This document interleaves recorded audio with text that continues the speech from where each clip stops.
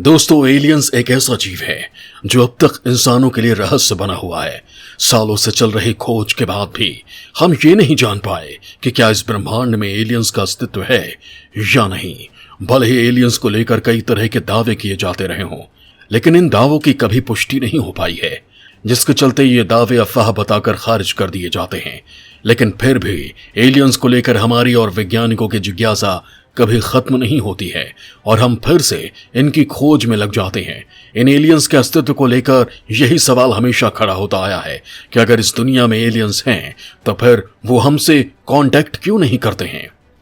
सालों से इंसान इस धरती पर रह रहा है और शुरू से वो एलियंस के अस्तित्व को मानता आया है, लेकिन फिर भी आज तक उसका एलियंस से आमना सामना नहीं हो पाया। एलियंस को लेकर इटली के प्रख्यात भौतिक विज्ञानी एनरिको फर्मी ने 1950 के दशक में दावा करते हुए कहा था कि इस ब्रह्मांड में इंसानों जैसी कई और बुद्धिमान सभ्यताएं अलग अलग ग्रहों पर मौजूद हैं और इनको पूरे गैलेक्सी में फैलने में कई लाख साल लग जाएंगे। एनरिको फर्मी का कहना था कि एलियन के पास काफी उन्नत टेक्नोलॉजी हो सकती है, लेकिन यहां यह सवाल खड़ा होता है कि जब एलियंस के पास इतनी एडवांस टेक्नोलॉजी है तो फिर वो धरती को क्यों खोज नहीं पाए हैं। आखिर एलियंस कहां हैं? क्यों इंसानों से संपर्क नहीं करते हैं? क्या उन्हें इंसानों से डर है या फिर वो ऐसा जानबूझकर करते हैं? ये ऐसे सवाल हैं जो इन एलियंस को लेकर काफी मशहूर हैं और एनरिको फर्मी के दावे पर प्रश्न चिन्ह लगाते हैं। इस सवाल के जवाब में एक सिद्धांत दिया गया जिसे विरोधाभास को फर्मी पैराडॉक्स के नाम से जाना जाता है। इस सिद्धांत को आप इस वीडियो में जानेंगे, जो ये कहता है एलियंस इस ब्रह्मांड में है ही नहीं।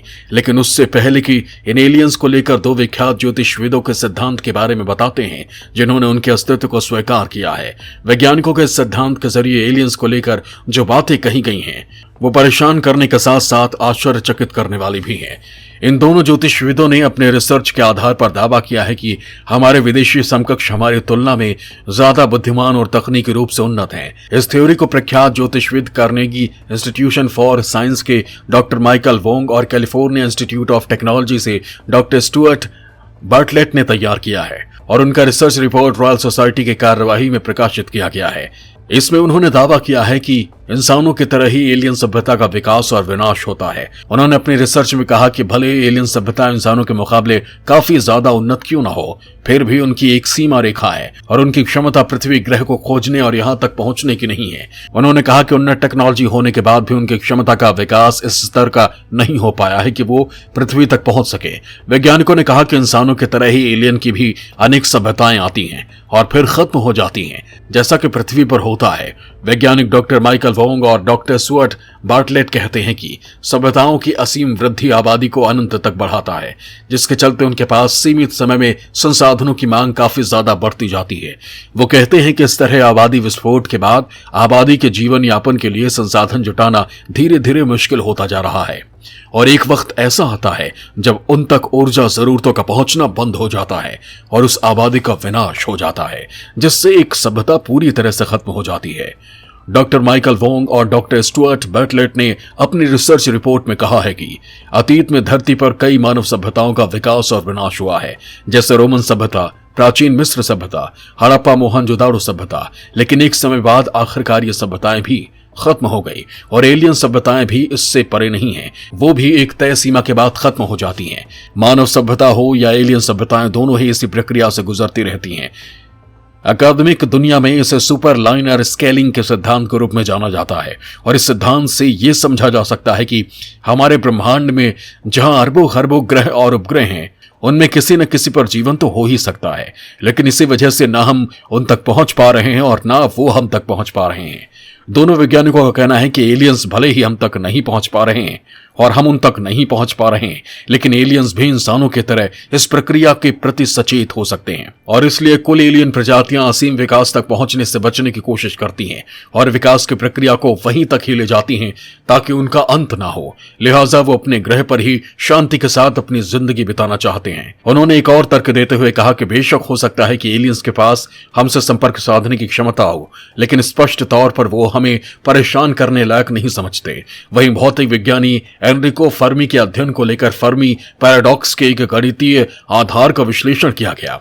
SETI सिटी यानी search for extra terrestrial intelligence संस्था कई सालों से एलियंस के अस्तित्व को लेकर खड़े हो रहे सवाल का जवाब तलाश रही है। विरोधाभासी फर्मी पैराडॉक्स का ऑक्सफोर्ड विश्वविद्यालय के 3 अकादमिकों ने इस पर मूल्यांकन किया है। उन्होंने इससे जुड़ी एक स्टडी की है जिसे नाम दिया गया डिसॉल्विंग द फर्मी पैराडॉक्स। इस नए अध्ययन में फर्मी पैराडॉक्स के गणितीय आधार का विश्लेषण किया गया जिसे ड्रेक समीकरण कहा जाता है। ड्रेक समीकरण का पहले इस्तेमाल किया जाता था।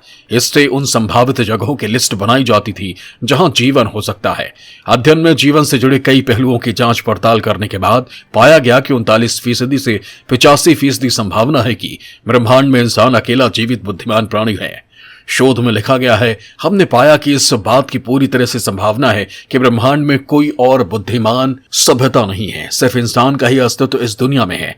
ऐसे में अगर उसके कोई संकेत न मिले तो हमें हैरान नहीं होना चाहिए। इतनी ज्यादा अनिश्चितता के आधार पर ही हमने ये निष्कर्ष निकाला कि हमारे अकेले होने की संभावना काफी ज्यादा है। हालांकि अध्ययन के इन लेखकों का यह भी मानना है कि वैज्ञानिकों को एलियंस या ब्रह्मांड के दूसरे हिस्सों में जीवन की तलाश जारी रखनी चाहिए। स्टडी में शामिल रहे सेनबर्ग कहते हैं कि एलियंस होने की संभावना कम होने के बावजूद अगर भविष्य में ये पता चलता है कि कहीं पर कोई समझदार एलियन सभ्यता है तो हमें ज्यादा हैरान नहीं होना चाहिए।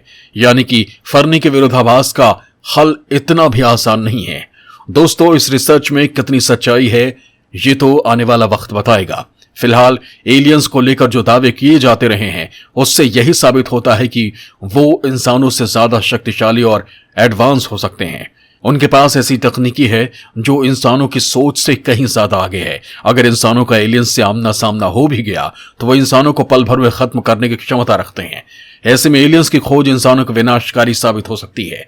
अब दावे कितने सच होते हैं ये तो आने वाला वक्त ही बताएगा कि जब एलियंस और इंसान आमने सामने होंगे तो क्या होगा।